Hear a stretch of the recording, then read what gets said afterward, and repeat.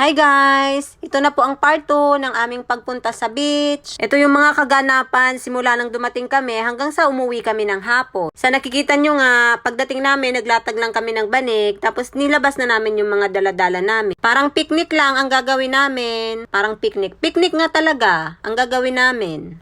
Kanya-kanya na nga kaming pwesto dyan. Pero itong ate ko, umpisa pa lang, abalang-abala na siya. Napakasipag nga talaga niyan. Tuwing day off namin, siya talaga ang punong abala. Salamat ate!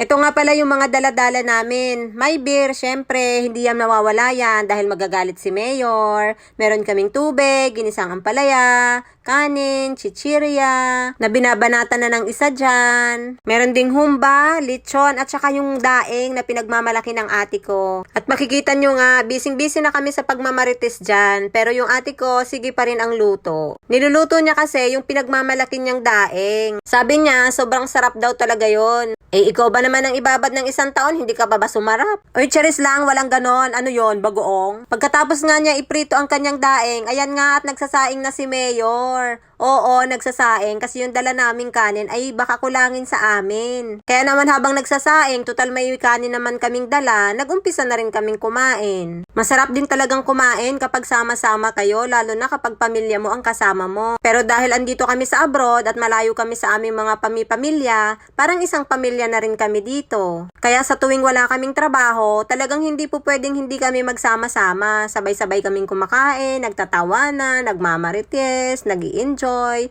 Basta, parang pamilya na rin kami. Napakaswerte ko nga lang din talaga dahil nung nag-abroad ako, yung mga pinsan ko ay nandito na. Hindi ako masyadong nakaramdam ng lungkot kasi nga naandito sila. Sila yung kasama ko tuwing day off ko. Kaya naman kahit wala kaming pera, basta magkakasama kami tuwing day off, ay solved na. Kita nyo naman, ang saya-saya namin habang kumakain, di ba? Paano ba naman? Ang dami naming nakikita sa aming mga paligid. Ang sarap talaga kumain ng nakakamay. Mafe-feel mo talaga yung sarap ng kinakain mo. Sabi ko talaga sa sarili ko, mag-uumpisa na kaming mag-diet. Pero siguro bukas na lang ulit. Paano ka naman makakapag-diet kung ganito kasarap yung kinakain mo? Tapos may kamaritisan ka pa habang kumakain. Sa sobrang sarap nga ng kinakain ko, siguro kung nakakapagreklamo itong pata na to, abay talagang siguradong nagreklamo na yan. Tapos may panula ka pa na ganyan kasarap, ay talaga namang mapapakain ka ng sobrang dami. Pero hindi bale, marami pa namang bukas para mag-umpisang mag-diet. Ang mahalaga sa ngayon, busog ako, 'di ba? Pagkatapos namin kumain, ayan nga at makikita nyo, kanya-kanyang pwesto na kami. Yung isa dyan, nakahilata na. Masarap naman sadya maghilata kapag busog ka, 'di ba? Tamang kwentuhan lang muna kami dyan. Kwentuhan ng mga buhay-buhay. Syempre pati buhay ng iba, pinagkikwentuhan namin. Ay, charis lang, walang ganon. Mamaya maniwala kayo ha. Hindi lang talaga kami nauubusan ng kwento, kahit pa sabihing linggo-linggo kaming nagkakasama. Pagkatapos nga namin magmaritisa, naisipan naman naming pumunta dito sa Buhanginan. Sabi ko sa kanila, total hindi naman tayo naligo sa dagat, magbungkal na lang tayo dito. May gagayahan kasi kaming isang picture, kaya kailangan naming gumawa ng butas para ilagay yung cellphone sa loob. Kaming dalawa nga, pagod na kakabungkal, ito namang isa kong kaibigan, aba naman ay nakatayo lang sa gilid. Kaya sabi ko sa kanya, ay aba naman, baka gusto mo namang tumulong dito.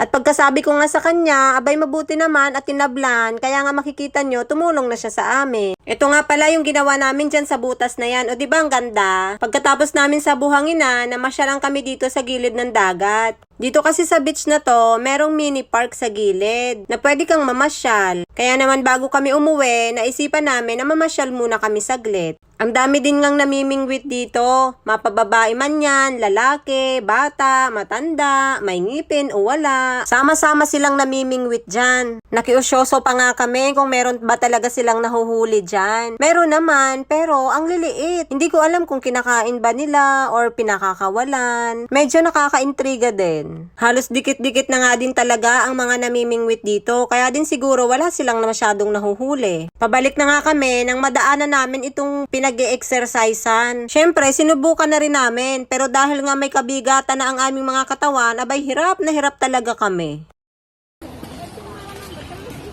Ito talaga ang ayaw ko dito eh. Itong ayaw ko dito eh. Ako din eh. Paahon eh. Bumabang ka. Kailan sana